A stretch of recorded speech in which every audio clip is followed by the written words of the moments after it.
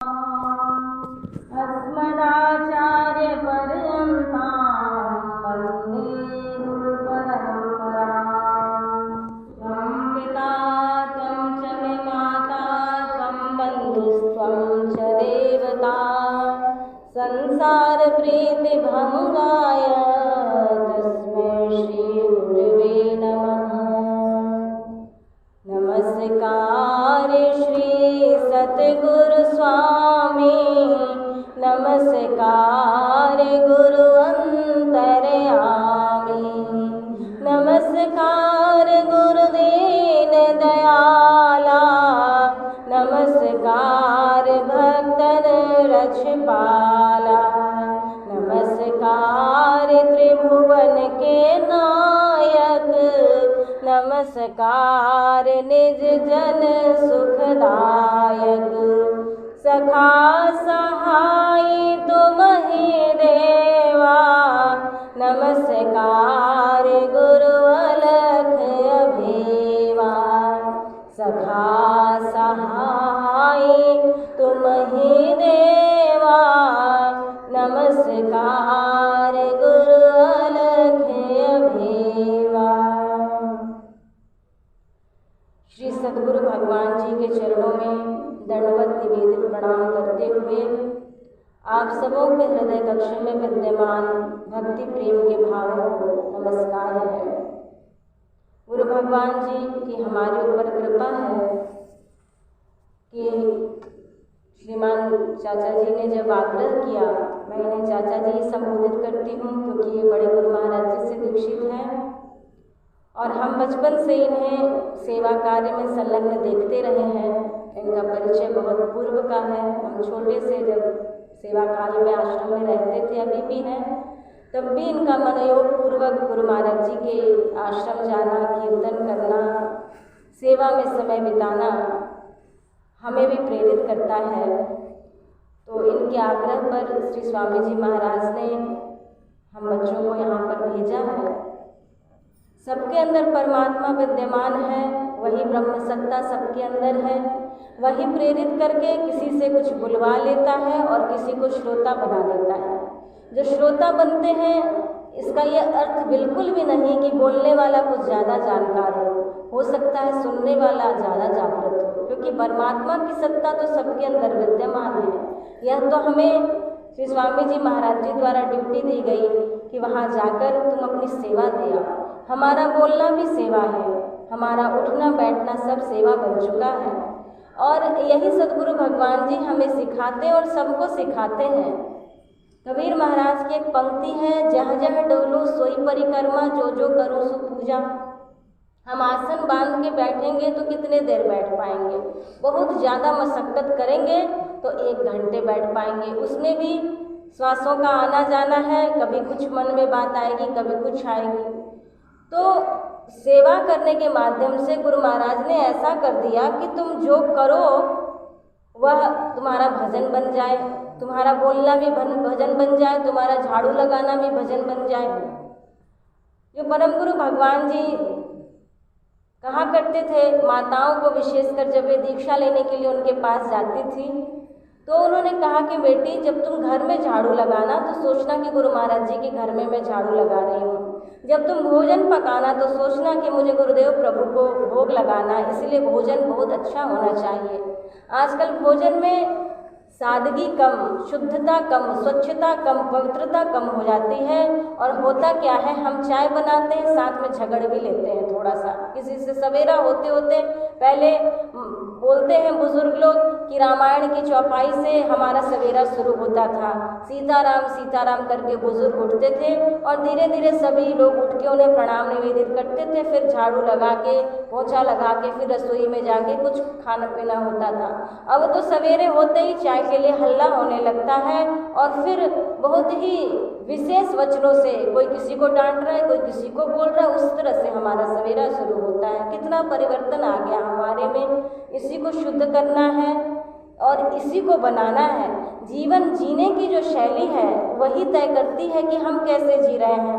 एक संत के पास राजा गया, उसने कहा कि महाराज, लोग कहते हैं स्वर्ग ऐसा है, नर्क ऐसा है, स्वर्ग ऐसा है, नर्क ऐसा है, आप मुझे बता दीजिए कि स्वर्ग कैसा और नर्क कैसा है। ये तमाम व्याख्या करते हैं, कोई पुस्तक में ऐसे लिखा है, नरक में ये दुख दिया जाता है, स्वर्ग में ऐसे सुख मिलते हैं। तो मुझे आप थोड़े शब्दों में बताएं कि स्वर्ग और नरक में क्या अंतर है, स्वर्ग किसे कहते हैं, नरक किसे कहते हैं। पूरे भगवान थे, गुरुदेव थे, उन्होंने कहा कि राजा, तू देश का राजा है और इतना मूर्ख है, तुझे नहीं पता कि स्वर्ग और नरक में क्या अंतर है। राजा को बड़ा गुस्सा आया। मैं अपना समय छोड़ के और इनकी अधीनता स्वीकार करके विनम्रता पूर्वक पूछ रहा हूँ कि स्वर्ग क्या, नर्क क्या, और ये मुझे मूर्ख कह रहे हैं। तुरंत उसको गुस्सा आ गया, और इतना गुस्सा आया, राजा था, पावर था उसके पास। उसने कहा कि आज बस तलवार से इनको ठीक ही कर देता हूँ, जरा इनको धमकाऊँ मैं कि क्या हूँ, लगता है ये भूल गए हैं। और उसका हाथ जो था अपने कमर में बांधे हुए तलवार के पास गया, और जैसे ही उसका हाथ गया, उन संत ने कहा कि देखो देखो, नरक का द्वार खुल गया। राजा समझ नहीं पाया, उसे हैरानी हुई, उसने हाथ हटा लिया। उसने कहा अच्छा, जो मैं गुस्सा कर रहा हूँ ये नरक है। तुरंत उसने हाथ जोड़ दिया, कहा महात्मन क्षमा करें, मुझे समझ में नहीं आई बात कि आप मेरी परीक्षा ले रहे हैं। और जैसे ही उसने क्षमा के लिए हाथ जोड़ा, संत ने कहा कि देखो स्वर्ग का द्वार खुल गया। उसने कहा कि राजा, मरने के बाद स्वर्ग और नरक नहीं है, तुम कैसे जीते हो, तुम्हारी जीने की शैली क्या है, तुम कुंठा में जी रहे हो, तुम दुख में जी रहे हो, तुम चिंता में जी रहे हो, तुम ईर्ष्या में जी रहे हो, तो तुम नरक में जी रहे हो। और तुम निश्चिंत जी रहे हो, भगवान के भजन में जी रहे हो, भगवान को धन्यवाद देते हुए जी रहे हो, और प्रसन्न चित्त संतोष है तुम्हारे मन में, तो तुम स्वर्ग में जी रहे हो। मरने के बाद थोड़ी होता है स्वर्ग नरक। राजा को बात समझ में आ गई, और ये बात बिल्कुल सच है। हम जो गुरु महाराज जी के पास दीक्षा ग्रहण करते हैं, वहाँ पे हमारा क्या होता है, अहंकार गिरता है, हमने किसी को गुरुदेव बना लिया। और आजकल तो YouTube पे गुरु लोगों का भी प्रचार बहुत जोर शोर से हो रहा है। मुझे बोल के किसी को आहत नहीं करना है, लेकिन गुरु पदवी जो है वो बहुत बड़ी बात है। गुरु कोई संत, सारे संत गुरु बन नहीं सकते। संत बहुत हुए, प्रसिद्ध हो जाते हैं लोग, बोलना भी एक लोगों का पेशा बन गया है। जैसे कि हमें सिलाई अच्छा करने आता है, कुकिंग अच्छी आती है, उसी तरह बोलना भी एक टैलेंट है कि हाँ अच्छा स्पीच दे लेते हैं, थोड़ा चार लोग प्रभावशाली हो जाए। लेकिन गुरु तो बेड़ा होते हैं, वो तो गरिमा बोध एकदम। कहा जाता है कि गुरु ब्रह्मा गुरु विष्णु गुरुदेवो महेश्वर, गुरु साक्षात परम ब्रह्म तस्मै श्री गुरुवे नमः। किसी ऐसे संत के पास जहाँ जाकर मन शांत हो जाए, वो कहे नहीं और हमें मन करे उनको प्रणाम करने का, नतमस्तक होने का, लगे कि नहीं इनमें कोई ज्योति है भीतर से, उनके बाहरी गुण से प्रभावित नहीं, वो कुछ बोलेंगे भी नहीं और हमारा मन झुक जाएगा। और जहाँ मन झुके, और भीड़ देख के नहीं कि जहाँ यहाँ तो 15-20 ही लोग आए हैं, इससे क्या होता है। गुरु महाराज जी यहाँ साक्षात बैठे हैं और साक्षी बन के वो सुन रहे हैं, वो सत्संग करवा रहे हैं, कोई कुछ करता धरता नहीं है, वो करवाते हैं। तो भीड़ देख के हमें लगता है कि नहीं बड़ी प्रसिद्धि, हम चले दौड़े, ऐसा कुछ नहीं होता है। जो बड़े संत होते हैं, जो महापुरुष होते हैं, वो अपने आप को जनाना भी नहीं चाहते, वो छिपाते हैं अपने आप को, कभी प्रकट नहीं करते अपनी भगवत्ता को कि हाँ तुम मुझे मानो। और जिनमें कुछ नहीं होता है, कहते हैं एम्प्टी वेसल साउंड्स मच, जो खाली बर्तन होता है वो बहुत ढमढम आवाज़ करता है, वो प्रचार करता है मैं ऐसा हूँ, मुझे ये जानो, ये मंत्र पढ़ोगे तो कलह खत्म हो जाएगा, और ऐसा करोगे तो वो तुम्हारे वश में हो जाएगा। ये सब मूर्खता है, इसमें कोई सार नहीं है। सार एक ही है कि एके साधे सब सदे, सब साधे सब जाए। थोड़ा भगवान जी को इधर भी मना लें, गुरु महाराज जी को भी मना लेते हैं, थोड़ा उस भगवान जी को धन देंगे, उनको पूज लेते हैं, वो रक्षा करेंगे, ऐसा कुछ नहीं है। सब में एक ही है। और जो पूरे फकीर हुए, जो साधु हुए, संत महात्मा, हमारे परम गुरु भगवान जी ने कभी नहीं कहा कि तुम किसी देवी देवता को मत मानो। कोई भी उनसे दीक्षा लेने के लिए इच्छुक हुआ, पहले तो वे तैयार ही नहीं होते थे किसी को दीक्षा देने के लिए। श्री स्वामी जी के पास भी कई लोग आते, कहते अभी कैसे आ गए, तुम देखो कि तुम मुझे परखो, कि तुमको कल अफसोस नहीं हो कि मैंने क्यों दीक्षा लिया। श्री रामकृष्ण परमहंस महाराज जी भी कहते हैं कि किसी संत के पास जाओ तो दिन देखो, रात देखो, 1 मास तक उसे देखो और तुम्हें लगे कि नहीं इनमें है वो बात जो संत में होनी चाहिए, इनके पास आके मन शांत हो जाता है, इनके पास मेरी शंका का समाधान हो जाता है, तो झुक जाओ और ऐसा झुको कि फिर दूसरे दरवाजे की तरफ देखना मत। अगर हमें पानी पीना है, कुआं खोदना है तो एक जगह खोदेंगे तो हो सकता है कि खोदते खोदते वो गहराई पे चला जाए और उसमें से पानी निकल जाए। हम कहेंगे नहीं, हमारे में उतना धैर्य ही नहीं होगा, थोड़ा दूर इधर भी खोद लिए, अरे यहाँ पानी नहीं है, खुदाई की नहीं, गहराई में गए नहीं और खोदते गए, अरे यहाँ नहीं है, चलो दूसरी जगह देखते। इस तरह हम 10 क्या 50 क्या 100 भी गड्ढे खोद लें तो चूंकि हम गहरे गए ही नहीं, हमने ही निर्णय दे दिया कि यहाँ पानी नहीं है, जबकि गहराई में जाना होता है। तो ये साधना गहराई की बात सिखाता है हमें, और साधना एक दिन की बात नहीं है। जो बड़भागी होते हैं उन्हें सहज योग का उपदेश गुरु महाराज जी देते हैं, वो किसी को अनाधिकारी को देंगे नहीं। नाना तरह की शर्त जो लिखा जाता है कि जैसा खाए अन्न वैसा बने मन, हम कहते तुम करो सब कुछ और तुम्हें फिर भगवान भी मिल जाए, इतने सस्ते भगवान नहीं हैं, भगवान बहुत बड़ी चीज़ है। हम कहें नहीं, आपको तो कुछ करना ही नहीं है, बस आप दीक्षा ले लीजिए और इतना डोनेशन दे दीजिए, मंथली आपका मेंबरशिप ये होगा। हम दुकानदारी नहीं करते, दुकानदारी तो करना ही नहीं। मेंबरशिप क्या होता है, कुछ लोग ऐसे करते हैं कि अपने आप में मंथली फी दे दिया आपने और आप सदस्य हो गए और आपका कल्याण हो जाएगा, ऐसा नहीं होता। जहाँ बनावट नहीं है, जहाँ दिखावा नहीं है, जहाँ प्रोपेगेंडा नहीं है, जहाँ प्रसिद्धि की चाह नहीं है कि लोग मुझे जाने, ये भारत है। यहाँ पे ऐसे ऐसे संत मिलेंगे जिनको कोई जानता नहीं। हमारे जो हम जिस संत परंपरा को बिलोंग करते हैं, ऐसे ऐसे संत हो गए पहाड़ों में चले गए, उन्हें कोई जानता भी नहीं।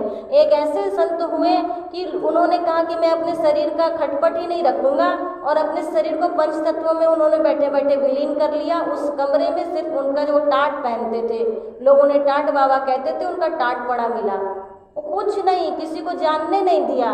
कुछ ऐसे स्वामी जी ये कहानी सुनाया करते हैं कि जो पूरे संत होते हैं वो भीड़ से इतना बचते हैं कि 2 महात्मा थे, उन्होंने देखा कि राजा की सवारी आ रही, उसने कहा कि देखो आगे खटपट करेगा, हम भजन नहीं कर पाएंगे, तो क्या किया जाए, चलो आपस में लड़ लेते हैं। और लड़ते हुए देखेगा तो उसको श्रद्धा नहीं जगेगी, वो भाग जाएगा।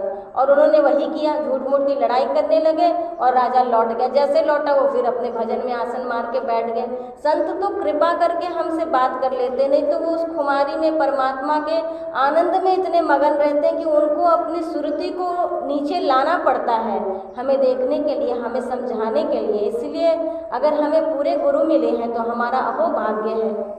ये सबसे बड़ी कृपा, अगर भगवान जब बहुत कृपा करते हैं और व्यक्ति का जब बहुत पुण्य उदय हो जाता है तो उसे गुरु महाराज मिल जाते हैं और उसे इतनी श्रद्धा के साथ उनके श्री चरणों में लगना है कि उसके बाद का जीवन उसका अपने आप बनते जाएगा। यहाँ बनाया नहीं जाता है, यहाँ आदमी बन जाता है, साधना की नहीं जाती। कहते हैं हम ध्यान लगाते हैं, ध्यान लगाया नहीं जाता है, ध्यान होता है। और ऐसा ध्यान होता है जैसे एक बार कहानी एक हम भगवान बुद्ध की सभी कोई जानते होंगे, कोई विशेष बात नहीं है। एक बार अंगुलीमाल जो हम कहानी सुनते हैं भगवान बुद्ध की, राजा प्रसेनजित के राज्य में गए, वहाँ वो बोलने लगे भगवान बुद्ध की मैं जंगल मार्ग से लौटूंगा। राजा प्रसेनजित ने आग्रह किया कि वहाँ अंगुलीमाल डाकू है, बहुत हिंसक है, लोगों को मारता है, भगवान आप उधर से न जाएं। भगवान बुद्ध ने कहा नहीं, मुझे तो उधर से ही जाना है। बहुत आग्रह करने पर जब नहीं माने तो राजा ने कहा कि सिपाही भेज देता हूँ। हंस पड़े भगवान बुद्ध, का कोई ज़रूरत नहीं सैनिक की, मैं जाता हूँ। अब राजा डर गए, उन्होंने कहा, और सैनिक भी डर रहे थे कि भला ये तो महात्मा, इनको क्या डर, इन्हें कल मर जाए तो इनको क्या, हमारे तो बाल बच्चे, हमारा परिवार, हमारी जिम्मेवारियाँ। वो भी कहे हाँ हमारा जब चाहिए। भगवान बुद्ध जंगल में चलते चले जा रहे हैं और अंगुलीमाल पेड़ की आड़ से देखता है कि इस राह से कोई आता नहीं, ये कौन महात्मा एकदम चले जा रहा है, कोई डर नहीं, कोई भय नहीं, सुना नहीं इसने मेरा नाम कि मैं अंगुलीमाल हूँ, मैं लोगों को मारता हूँ। और वो बड़े ध्यान से देख रहा है उनको और वो चले जा रहे हैं अपना।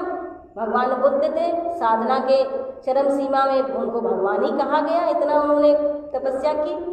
वो देखता रहा, अब डरेगा, अब रुकेगा, लेकिन अब वो काहे को रुकने जाए, चलते जा रहे हैं। इसको बड़ा गुस्सा आया, मैं इतना बली और ये रुकता नहीं। उसने कहा ठहर जा, एकदम चिल्ला के बोला अंगुलीमाल, भगवान बुद्धदेव चलते गए। उसने कहा फिर ठहर जा, वो फिर नहीं सुने। अब एकदम जाके नज़दीक जाके कहता है ठहर जा। भगवान बुद्ध बोले और हंसने लगे, कहा मैं तो ठहर गया हूँ, तू कब ठहरेगा। तुम अवाक रह गया कि मैं इतना भयावना चेहरा, मेरा बाल ऐसे, नख बड़े हुए राक्षस जैसा मैं दिखता हूँ, डरते नहीं है, कौन है। उसने कहा मैं अंगुलीमाल हूँ। कहा तब तो आपको डर नहीं लगता मुझे, आपको देख के। कहा मुझे काहे का डर, मैं ठहर गया, तू कब ठहरेगा। और उन्होंने ऐसा कह के वो दूर खड़े रहे। और उसके बाद वो सोचा कि अब इनके कटार से मैं इनके ऊपर प्रहार करूं। और जैसे उसने कटार उठाया, उसकी कटार जो है एकदम वो बुद्ध सा बन गया, स्टैचू बन गया। उसकी कटार उठे ही नहीं। वो दौड़े तो दौड़ ही नहीं पाए, जैसे उसकी गति स्थिर हो गई। खूब दौड़े जा रहे हैं एक जगह कि मैं अब दौड़ के उनको ऊपर हमला करूं, लेकिन कर नहीं पाए। और एकदम 2 मिनट 4 मिनट 10 मिनट तक दौड़ते दौड़ते जब पसीने पसीने हो गया, तब भगवान ने अपनी माया रोक दी और फिर बड़े प्यार से उसके शीश पे हाथ रख के कहते मैं ठहर गया, तू कब ठहरेगा। और उसकी आंखों से आंसू बहने लगे। कहे बेटा ये कत्लेआम कब कम करेगा, देख मैं तो ठहर गया। और ऐसा ठहरा कि बस भगवान को प्राप्त कर लिया, निर्वाण है मेरा, अब तो मुझे आना नहीं है, मैं ठहर गया हूँ, तो अपनी बात कर। वो रोने लगा, उसको पश्चाताप होने लगा, उसको उसके पाप याद आने लगे कि मैंने कितने लोगों को मारा है। और चरणों में गिर पड़ा। कहा नहीं मैं तो नहीं ठहर पाया, मेरा कैसे त्राण होगा। कहे तब मैं ठहरने की विधि बता दूं तुम्हें। और भगवान ने वहीं उन्हें दीक्षा उपदेश दिया अंगुलीमाल को और कहा पश्चाताप करना है तुम्हें, तुमने कितने लोगों को त्रास दिया, कितने लोगों की हत्याएं की। अब तू घर घर जाके भीख मांग कटोरा लेके, और तुझे लोग अब जान ही रहे, तो डाकू था, लोग कितने तुझे परेशान करेंगे, लेकिन तुझे प्रतिक्रिया नहीं व्यक्त करनी है। जो खड्ग लेके तू दौड़ता था, अब तू कटोरा एक भिक्षा पात्र लेके जा और द्वार द्वार जाके सबसे क्षमा मांग, और यही तेरा प्रायश्चित होगा। और वो गुरु वैसे थे, उनकी आज्ञा में बल था, क्योंकि वो तो खुद ही उस साधना तपस्या को अपने अंदर उतारे हुए थे। कोई साधना की बात सीख के उसका विवेचन करे और कोई साधना करते हुए उस बात को कहे, तो दोनों के बोलने में बहुत अंतर होता है। हम व्याख्या कर लेंगे, लेकिन हमारी व्याख्या मौखिक होगी, उसका असर ज़्यादा देर तक नहीं होगा। लेकिन वो तो गुरुदेव थे, उन्होंने जब आज्ञा की, उसने भी कहा कि नहीं अब तो ठहरना ही है। और वह उसको पहना दिया गेरुआ वस्त्र और लेके वो चला। लोगों को हैरानी हुई, जो सुने कि अंगुलीमाल को ये भगवान लेके आ रहे हैं, तो डरे लोग कि बाप रे मार देगा, ये क्या कर रहे हैं, भगवान ने ये क्या कर दिया। लेकिन जब उसके हाथ में देखा भिक्षा पात्र, उसके हाथ में देखा आंसू, और फिर देखता है कि अरे लोग उसे पत्थर मारे कि इसी ने हत्या की, मारो इसे मारो इसे, और लहू लुहान होके तब भी कुछ नहीं बोलता था कि ये वो वही नहीं, ये कोई दूसरा आदमी तो नहीं है, ये तो वो अंगुलीमाल नहीं है, ये तो परिवर्तित है। तो गुरु के चरणों में जाके होता क्या है, आदमी वही है और परिवर्तन आ गया। जो हिंसा कल तक करता था आज भिक्षा मांग रहा है, ये गुरु का परिचय होता है। जो असल गुरु होते, हम भारत में जन्मे हैं, यही हमारा सौभाग्य है। ऐसे कितने संत महापुरुष हो गए, और वैसे गुरु जिन्होंने एक डाकू को एक भिक्षुक बना दिया और उसको बता दिया कि तुम्हें ठहरना पड़ेगा एक दिन, आज ठहरो, अगले जन्म में ठहरो, 7 जन्म में ठहरो, 10 जन्म में ठहरो, ठहरना तो पड़ेगा। और इसी ठहरने के लिए गुरुदेव प्रभु साधना बताते हैं कि ठहर जाओ। हम करते क्या है, हम 10 मिनट सत्संग में बैठे हैं, उसमें भी हमारा मन अभी याद कर रहा होगा कि हमें किचन में कौन सी सब्जी बनानी है, अभी इसके बाद हमें क्या करना है, तो हम ठहरे हुए नहीं हैं, हम यहाँ बैठ के भी यहाँ पे नहीं हैं। उसी तरह 5 मिनट 10 मिनट 15 मिनट अपने मन को ठहराते ठहराते जब गुरुदेव प्रभु से कहेंगे कि प्रभु आप तो ठहरे हुए हैं, हम जिस गुरु परंपरा में हैं, वहाँ श्री परमहंस दयाल जी महाराज एक हुए हैं, सबसे हमारे आदि गुरु।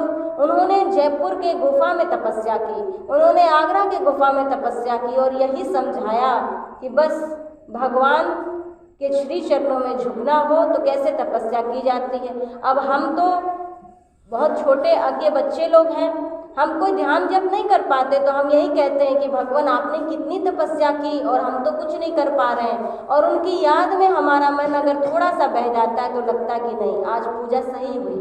तो गुरुदेव की याद में जब मन भावुक होने लगे वही ध्यान है, जब हमें मन करे कि हम सेवा करें वही ध्यान है। ध्यान किया नहीं जाता, ध्यान तो होता रहता है। हम जिससे प्रेम करते हैं, जैसे हमारा कोई छोटा बच्चा स्कूल जाता है तो हमें उस बोलना पड़ता है कि अरे ध्यान देना, सवेरे उसको स्कूल जाना है। माताओं को बोलना नहीं पड़ता, अलार्म भी नहीं लगाती, उनके दिल में अलार्म फिट है कि मेरे बेटे को स्कूल जाना है। और बच्चा भी सोया है तब तक उठ के फटाफट अपना नाश्ता वास्ता बना के टिफ़िन पैक करके उनको भेज देती हैं। और स्कूल आने का टाइम क्या है, टाइमिंग क्या है, कब लौटेगा, वो ध्यान किया जाता है कि ध्यान होता है। क्यों होता है? क्योंकि हम उस बच्चे से प्रेम करते हैं। तो जहाँ हमारा प्रेम होगा वहाँ हमें कोशिश नहीं करनी पड़ेगी, कोशिश करनी पड़ती इसका मतलब कि अभी कसर है। उसी तरह अपना थोड़ा सा प्रेम का हिस्सा जो है, हम कहते हैं कि जितना अपने, हमारे परम गुरुदेव महाराज का वचन है कि तुम जितना अपने राग रिश्तों से प्रेम करते हो, तुम सारा रिश्ता निभाते हो, उसी तरह एक गुरु का रिश्ता भी निभाओ कि मेरे गुरु भगवान जी हैं और मैं उनका बच्चा। उतना भी अगर जीवन भर तुम निभा दो और उनसे जाके उनका दर्शन करो, उनसे मिलो। जिस तरह से खाना जरूरी है उसी तरह प्रार्थना जरूरी है। आश्रम जाके गुरुदेव का दर्शन करो, थोड़ी सेवा कर लो, कुछ भी सोहनी सेवा, झाड़ू लगाने की सेवा, सब्जी अमनिया करने की सेवा, जो मिले वो सेवा कर लो। और एकदम जैसे खुराक है वो, जैसे इंसान को जैसे कमजोरी लगने लगती है तो हम मल्टीविटामिन लेते हैं तो उससे हमारा बॉडी सेट कर जाता है कि हाँ अब ठीक लग रहा है। वैसे ये सेवा, सत्संग, सुमिरन और सदगुरु का दर्शन मल्टीविटामिन है जो हमारे मन को, हमारी आत्मा को पुष्ट करता है, संतुष्ट करता है और हमारे अंदर वो कैपेसिटी भरता है कि हम भजन कर सकें। भजन एकाएक हम आसन मार के बैठेंगे तो नहीं हो पाएगा और ज़बरदस्ती करने से तो हमारी मेंटल स्टेबिलिटी ही गड़बड़ा जाएगी। हमें लगेगा, हम कल्पना करने लगेंगे कि हमें बहुत कुछ दिखता है, लेकिन दिखता कुछ नहीं है। संतों परमहंसों ने इतना किया तपस्या। हम भी जब छोटे थे तो स्वामी जी ध्यान शिविर लगाया करते थे रांची आश्रम में और उन्होंने कई प्रक्रिया बताई। हम उस समय बहुत ही छोटे थे। उन्होंने परम गुरु महाराज जी की एक प्रसंग सुनाया कि उनके गुरुदेवों ने कभी उनको सत्संग में सुनाया होगा कि जिस शिष्य को त्रिकुटी में दर्शन नहीं होता है वह निगुरा होता है। तो परम गुरु महाराज जी तो भगवान जैसे ही थे, भगवान ही का अवतार उनको हम लोग मानते हैं क्योंकि मेरे श्री स्वामी जी, ये चाचा जी भी उन्हीं से दीक्षित हैं। तो वो परम गुरु महाराज जी ने क्या किया, उन्होंने कहा कि गुरुदेव ने ऐसा कहा है, 1 हफ्ता वो निराहार रहे और उन्होंने इतना ध्यान जप किया कि उनको दर्शन हुआ। और ये बात श्री स्वामी जी महाराज ने रांची आश्रम में कह दी। हम 3-4 जो सेवादार लोग होते, हम लोगों ने भी बच्चे ही थे तब, अक्ल कम थी, अभी भी कम है, तो हम लोगों ने ये चर्चा की कि हम भी बैठ के हम भी अगर 8 दिन तक हम भी खाना छोड़ देंगे तो हमें दर्शन मिल जाएगा। हमने ये नहीं सोचा कि परम गुरुदेव भगवान ने संकल्प किया और उनको दर्शन हुआ। हम ये सोचते रहे कि बस 8 दिन ही तो खाना छोड़ना और हमें दर्शन हो जाएगा। बाद में श्री स्वामी जी महाराज को हमारी मूर्खता का परिचय चला तो बहुत हंसी हुई। तब उन्होंने समझाया कि साधना करने की चीज़ नहीं है, ये धीरे धीरे धीरे धीरे, जैसे हम डेली खाना खाते हैं, हम कहेंगे नहीं हम 1 महीने का खाना 1 ही दिन में खा लेंगे, तो ऐसा हो सकता है? उसी तरह पूजा पाठ सुमिरन जो है उसका एक नियम होना चाहिए। भगवान को समय देंगे तो भगवान कहते हैं कि तुम 1 कदम मेरे पास चल के आओ, मैं तुम्हारे लिए 10 कदम आऊँगा। लेकिन हम 1 कदम उठाते नहीं। जब हमें तकलीफ होती है तो नाना तरह के पाठ हमें याद आते हैं और जब हम समस्या से फारिग रहते हैं, बिल्कुल निश्चिंत रहते हैं, तब हमें मोबाइल याद आता है, तब हमें सीरियल याद आने लगते हैं, तब हमें और प्रपंच याद आने लगता है। तो भगवान फिर धीरे धीरे तकलीफ भी देते हैं कि इसको लगता है कि तकलीफ ही देंगे तभी याद करेगा। तो हम उनके अच्छे बच्चे बन जाएं कि जिस हाल में रखिए वो हाल अच्छा है, न खुशी अच्छी दिल न मलाल अच्छा है, जिस हाल में गुरुदेव रखें वो हाल अच्छा है और उसी हाल में हम आपकी याद करते रहेंगे, आपका सुमिरन करते रहेंगे और गुरुदेव प्रभु याद करा लेते हैं। हमें कुछ करना नहीं पड़ता, हमारा 1 कदम देखेंगे।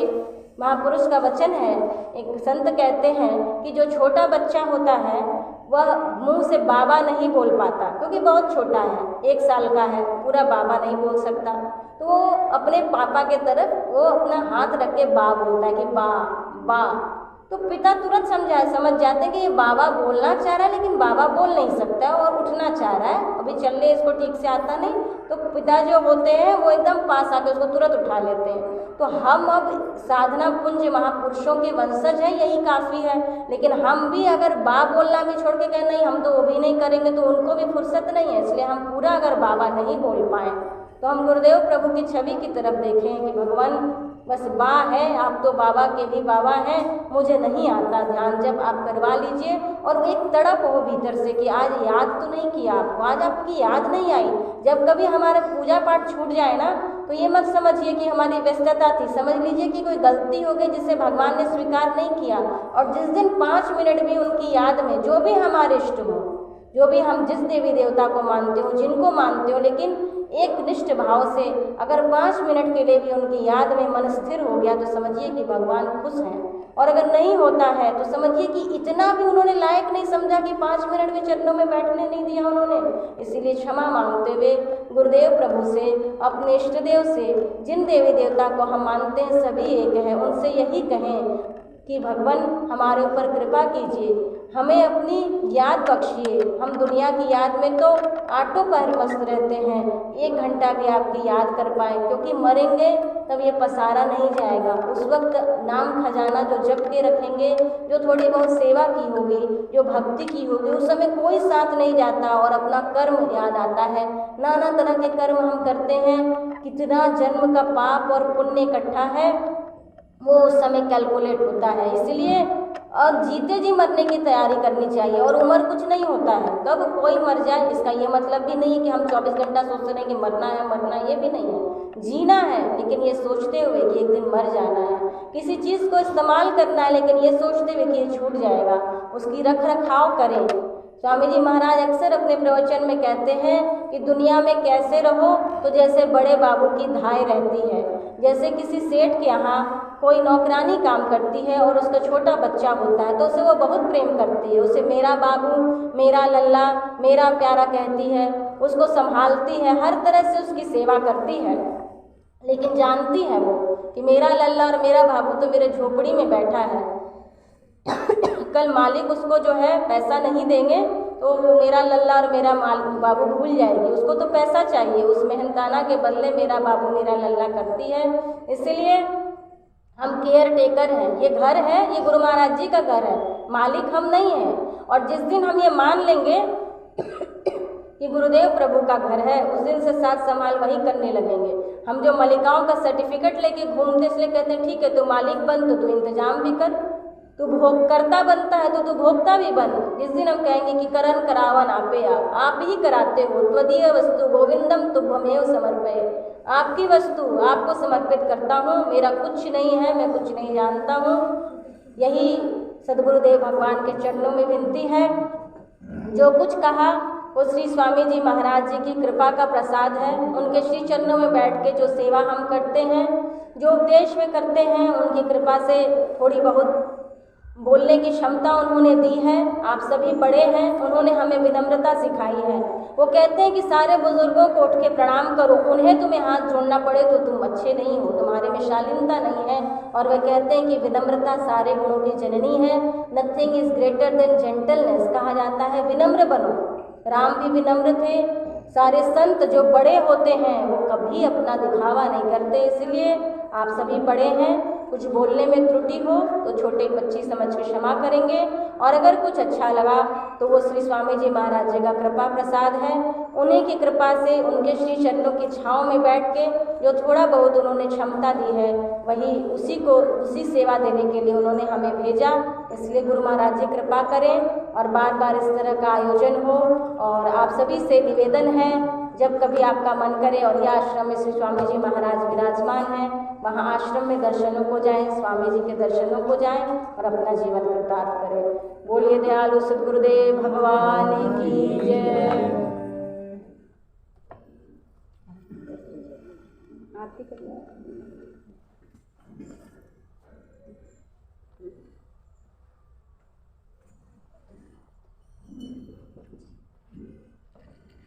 दयालु श्री सद्गुरुदेव भगवान की जय।